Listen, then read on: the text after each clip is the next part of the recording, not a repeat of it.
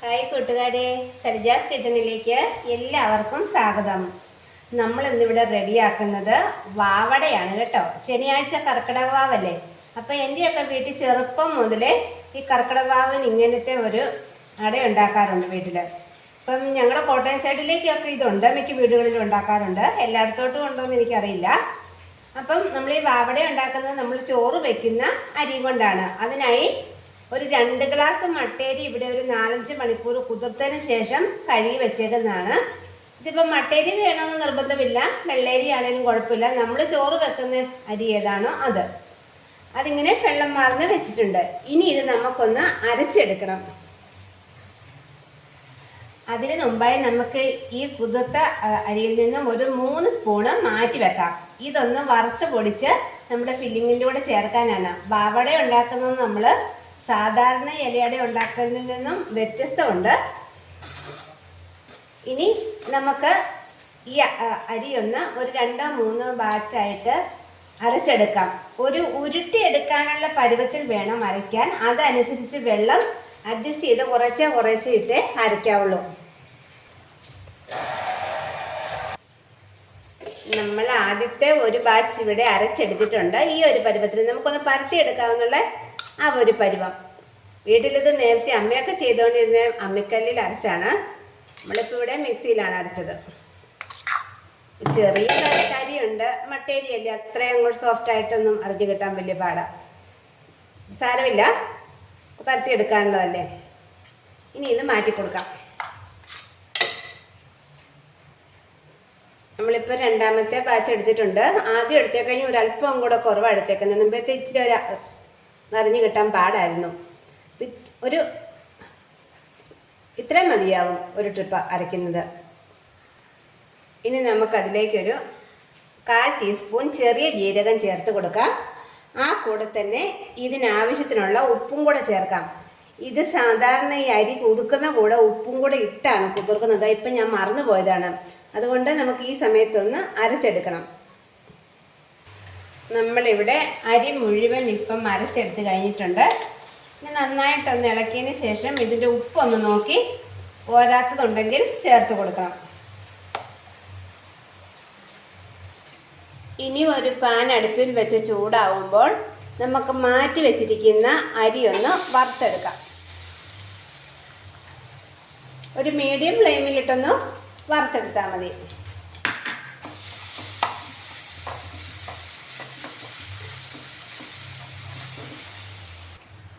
അരി ഇവിടെ നന്നായിട്ട് വറുത്തെടുത്തിട്ടുണ്ട്. ഇനി ഇത് ചൂട് പോയി കഴിഞ്ഞ് ഒന്ന് നന്നായിട്ട് പൊടിച്ചെടുക്കണം.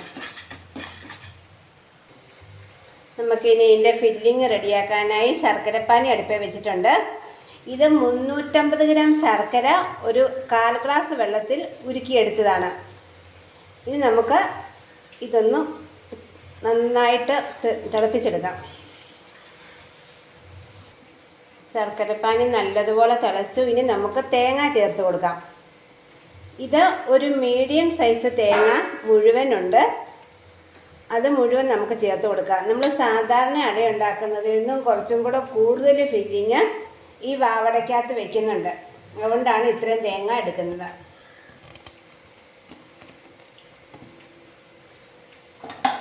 ഇനി ഇത് നല്ലപോലെ ഒന്ന് വരട്ടിയെടുക്കാം. ഇനി ഇതിലേക്കൊരു 1/4 ടീസ്പൂൺ ഏലക്കാപ്പൊടി ചേർത്ത് കൊടുക്കാം. ഇത് പഞ്ചസാരയും ഏലക്കയും കൂടെ ചേർത്ത് പൊടിച്ചതാണ്. ഇനിയിപ്പോൾ ഏലക്കാപ്പൊടി കൈവശമില്ലെങ്കിൽ നമ്മൾ അരി വറുത്തെടുത്ത സമയത്ത് ആ പൊടിയിട്ട് ഒരു 3-4 ഏലക്ക വറുത്ത് അരിയുടെ ഒപ്പം ഒന്ന് പൊടിച്ചെടുത്താലും മതിയാവും. ശർക്കരപ്പാനി ഇവിടെ ഇത്രയും കുറുകി വന്നിട്ടുണ്ട്. ഇനി നമുക്ക് പൊടിച്ച് വെച്ചിരിക്കുന്നത് അരി ചേർത്ത് കൊടുക്കാം.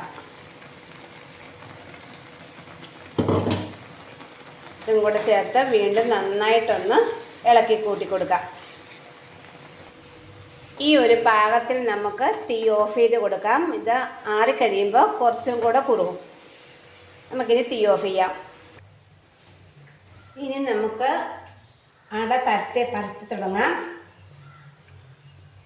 ഒരു കുറേശ്ശെ മാവെടുത്ത് ഇലയിലൊന്ന് വെച്ചാൽ മതി.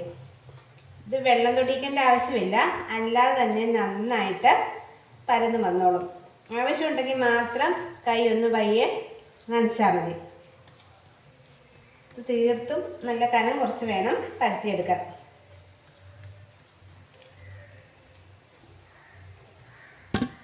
ഇനി നമുക്ക് റെഡിയാക്കി വെച്ചിരിക്കുന്ന ഫില്ലിങ് ചേർത്ത് കൊടുക്കാം. ഫില്ലിങ് നന്നായിട്ട് തന്നെ വെച്ച് കൊടുക്കണം.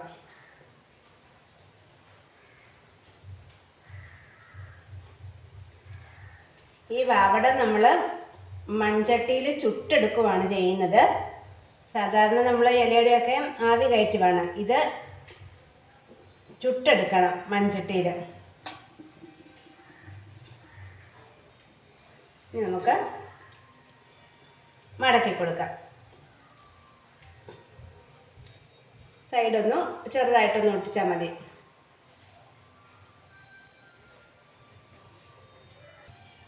അട ചുട്ടെടുക്കാനായി നമ്മൾ മൺചട്ടി അടുപ്പേ വെച്ചിട്ടുണ്ട്. ഇപ്പം നന്നായിട്ട് ചൂടായിട്ടുണ്ട്. ഇനി നമുക്ക് റെഡിയാക്കിയിരിക്കുന്ന അട വെച്ച് കൊടുക്കാം. തീ ഒരു മീഡിയം ഫ്ലെയിമിൽ വെച്ചാൽ മതി. ഇതൊരു 4-5 മിനിറ്റ് വേണ്ടി വരും ഒരു സൈഡൊന്ന് റെഡിയായി വരാൻ. ഇലയുടെ കളറ് മാറുന്നത് അനുസരിച്ച് നമ്മളിത് മറിച്ചിട്ട് കൊടുക്കണം. ഇപ്പം നമ്മൾ ഇത് മറിച്ചിട്ട് കൊടുത്തു. ഈ സൈഡ് നന്നായിട്ട് ഇല പകുതി കരിഞ്ഞ് വന്നിട്ടുണ്ട്. അതാണ് ഒരു പാകം.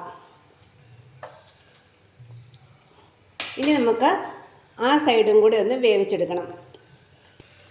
ഇല ഇതിൽ കൂടുതൽ കരിഞ്ഞു പോകേണ്ട ആവശ്യമില്ല. ഇനി അപ്പുറത്തെ സൈഡും കൂടെ ഒരു 2-3 മിനിറ്റ് ഒന്നിട്ടിട്ട് ആ സൈഡും ഈ ഒരു കളറാകുന്നതാണ് കണക്ക്. അന്നേരം നമുക്ക് വാങ്ങാം. അടയുടെ 2 വശവും ഇപ്പം വെന്ത് വന്നിട്ടുണ്ട്. ഇല ഇങ്ങനെ കരിയുന്ന കാണുമ്പോൾ നമുക്കറിയാം ഇത് ഈ ഒരു പാകത്തിന് ഇത് നമുക്ക് വാങ്ങിയെടുക്കണം. ഇനി നമുക്ക് ബാക്കിയുള്ള അടകളും ഇതുപോലെ ഒന്ന് ചുട്ടെടുക്കാം. നമ്മുടെ വാവടയെല്ലാം ഇവിടെ റെഡിയാക്കി എടുത്തിട്ടുണ്ട്. നമ്മൾ 7 എണ്ണമാണ് ഉണ്ടാക്കിയത്. ഇത് നല്ല ടേസ്റ്റാണ് കേട്ടോ. എല്ലാവരും ഈ കർക്കിടക വാവിന് ഇതൊന്ന് ഉണ്ടാക്കി നോക്കണേ. അപ്പോൾ വീഡിയോ ഇഷ്ടമായാൽ എല്ലാ കൂട്ടുകാരും ലൈക്ക് ചെയ്യാനും ഷെയർ ചെയ്യാനും സബ്സ്ക്രൈബ് ചെയ്യാനും മറക്കല്ലേ.